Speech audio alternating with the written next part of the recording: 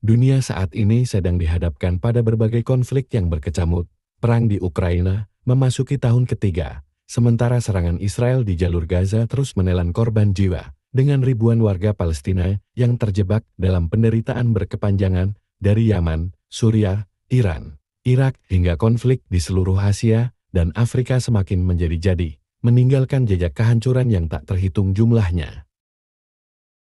Ketegangan di Laut Cina Selatan, Taiwan, dan semenanjung Korea juga seperti bara yang siap menyulut perang kapan saja. Apakah ini hanya permulaan dari konflik yang lebih besar?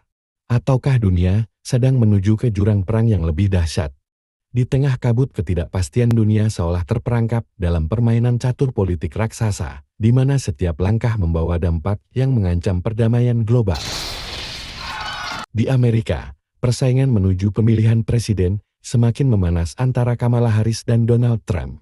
Harris mengutuk tindakan Hezbollah dan mendukung pengiriman bantuan kemanusiaan ke Lebanon, menegaskan bahwa AS tidak akan mendukung pemindahan paksa warga Palestina.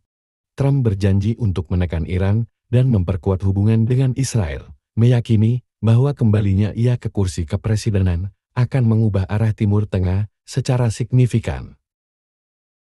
Dalam debat ini, Harris dan Trump saling menyerang dengan kritikan tajam serta retorika panas dan tuduhan yang keras. Ago now, an estimated 40,000 Palestinians are dead. Nearly 100 hostages remain.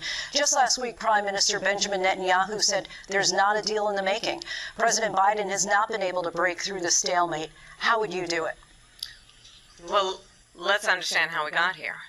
On October 7, Hamas, a terrorist organization, slaughtered 1,200 Israelis. Many of them young people who were simply attending a concert. Women were horribly raped. And so absolutely, I said then, I say now, Israel has a right to defend itself. We would. And how it does so matters. Because it is also true, far too many innocent Palestinians have been killed. Children, mothers.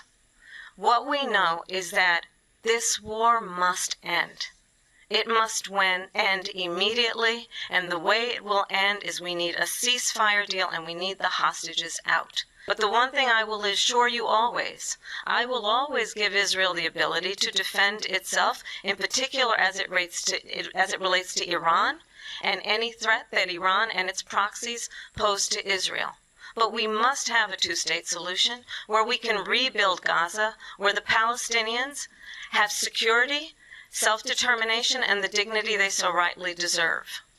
President Trump, how would you Jawaban mengejutkan dari Presiden Trump. And also Hamas in order to get the hostages out and prevent the killing of more innocent civilians in Gaza? If I were president, it would have never started. If I were president, Russia would have never, ever, I know Putin very well, he would have never, and there was no threat of it either, by the way, for 4 years. She hates Israel. She wouldn't even meet. Kali ini Trump mengintimidasi lawan debatnya. She refused to be there because she was at a sorority party of hers. She wanted to go to the sorority party. She hates Israel. If she's president, I believe that Israel will not exist within 2 years from now. And I've been pretty good at predictions, and I hope I'm wrong about that one. She hates Israel. At the same time, in her own way, she hates the Arab population, because the whole place is going to get blown up. Arabs, Jewish people, Israel will be gone.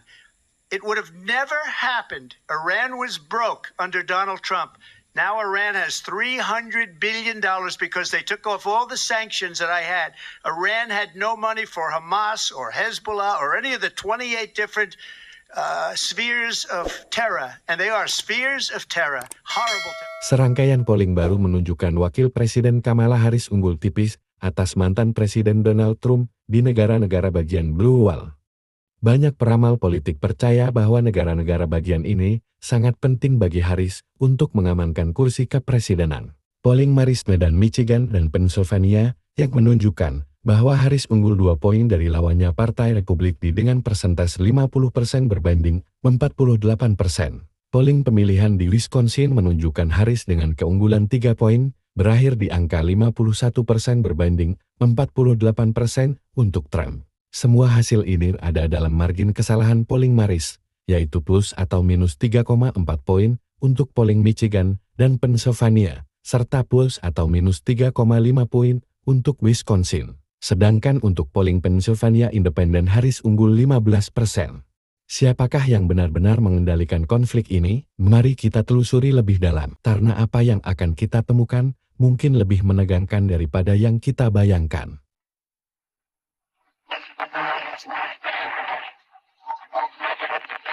A couple of Nazi war criminals, Goering and von Rundstedt, both of them big fish. They've been caught. They've been brought to Britain now. They'll be tried in London for their war crimes. The American request for opening up Palestine to Jewish refugees would be granted through agreement with the British government. But the initial indications were that neither Arabs nor Jews were going to be satisfied with it.